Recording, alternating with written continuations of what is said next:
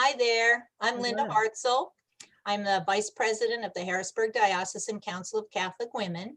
And I'm here again today with two of our board members who are going to talk just a little bit about a parish project that they were very proud of.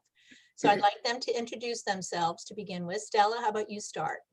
My name's Stella Culp. I belong to St. Catherine Drexel Parish in Mechanicsburg, and I'm the chairperson of the Hispanic Apostolate for the Harrisburg Diocesan Council of Catholic Women.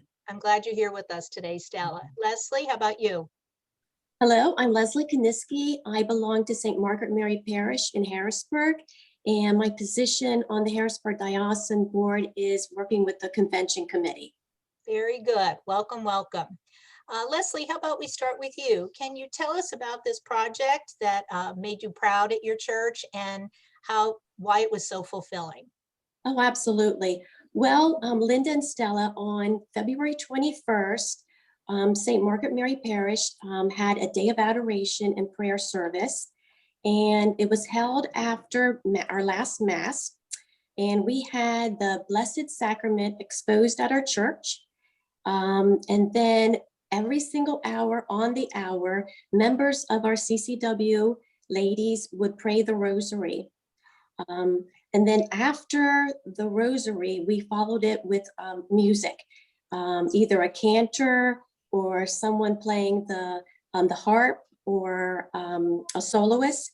Then at 3 o'clock, we had the Chaplet of Divine Mercy prayed, and we actually had a cantor sing that, and it was beautiful.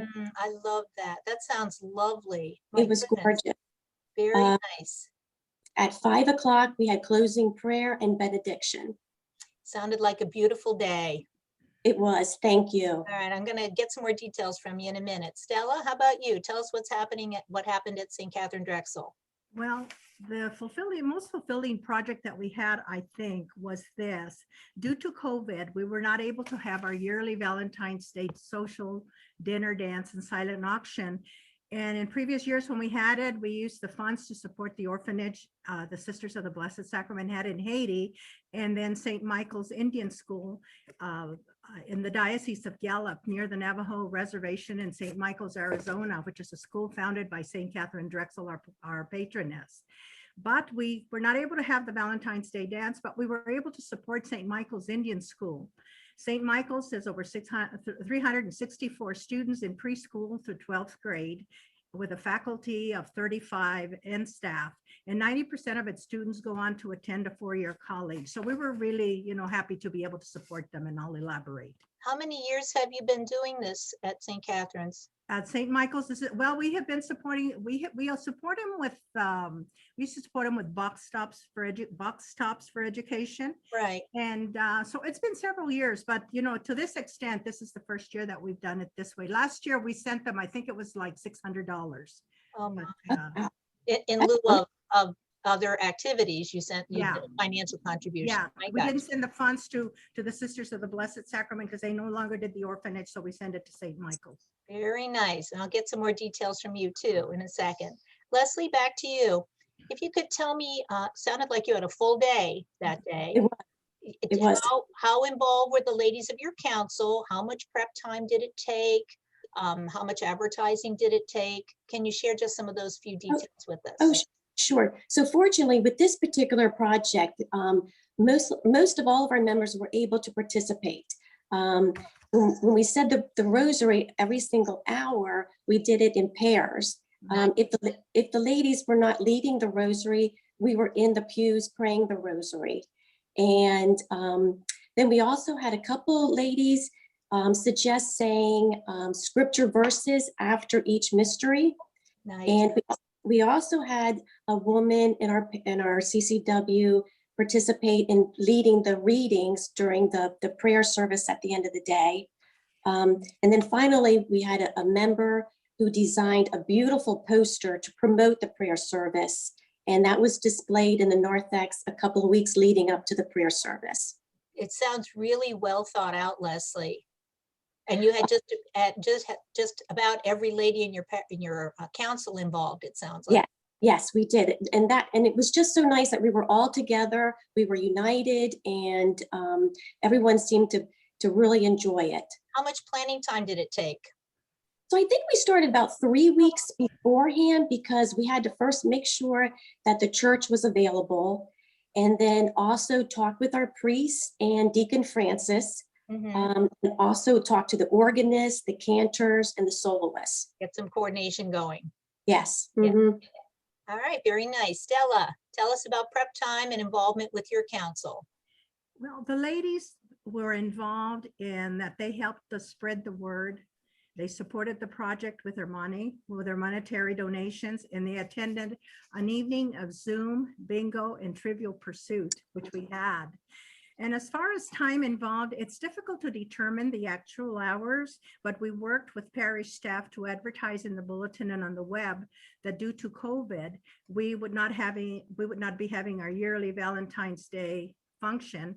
But if anyone would like to contribute to St. Michael's School to send in their donations to the parish office, attention Parish Council of Catholic Women, and the response was just overwhelming. I was going to ask you, I'm not surprised. From CCW members, parishioners, and others who were not, maybe there were a couple who were not parishioners, but they were just interested in the project. And then we kept an Excel sheet of all the donations, the amounts that were donated.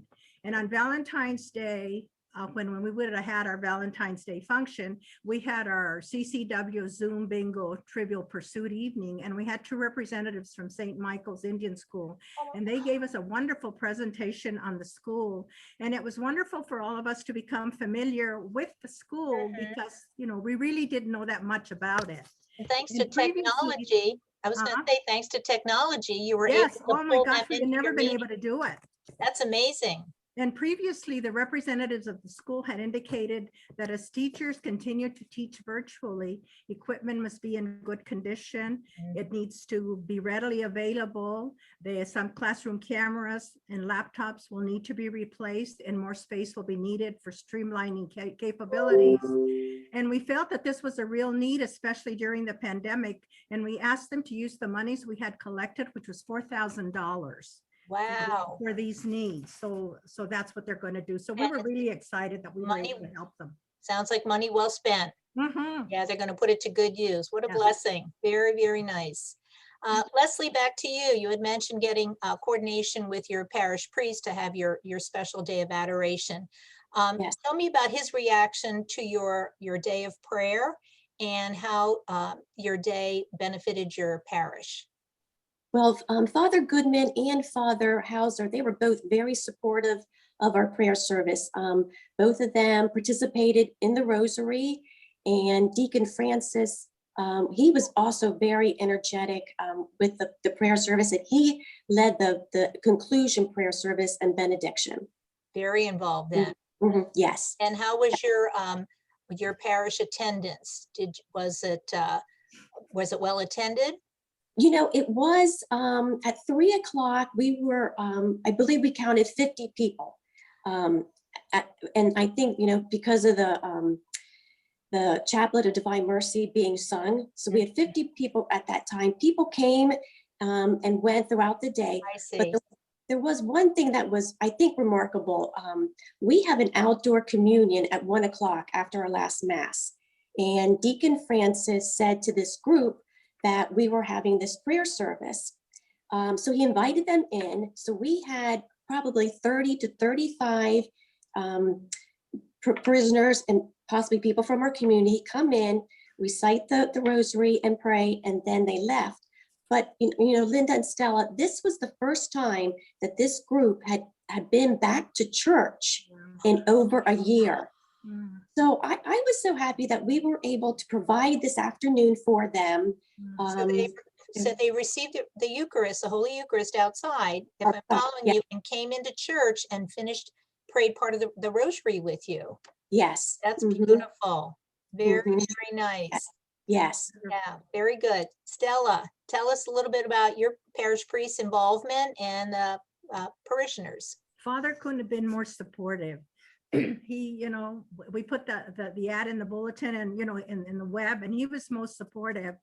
And I think the benefit to our parishioners and others whom we spoke, I think it made them aware of the school that was founded by our patroness, and also with the needs of the schools, the churches, and the people in the Southwest. And I think, it's sometimes, we're in the East Coast and we sort of forget Sure. the West and the Southwest, but the needs are so great. So I think, that we were able to make people aware of that, I think was wonderful. Very nice. And their needs are different too, Very much. Yes, what we need in Pennsylvania is different from what they need out in the Southwest. So it was very rewarding then, a nice project for you. Is Very it much. something, I'll let either one of you comment, is it this a kind of a project that you would suggest other councils take on? Oh, sure. I would highly recommend other councils participate in a prayer service, especially right now with the tough year that we've had. It gave parishioners a place where they could just pray and a sense of peace and hope, and hopefully they were inspired.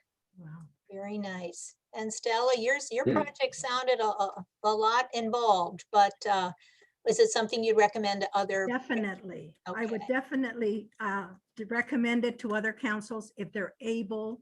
I think the needs of our Native American population, the peoples in the Southwest is great. And anything that councils could do to support them would be really helpful. Very nice. Ladies, one of the things I've gotten from your discussion with me today is that your councils are very active at your church. And Yes. from the Harrisburg board perspective, that's something we love to hear about. What you've done also helps to promote your council within your parish too.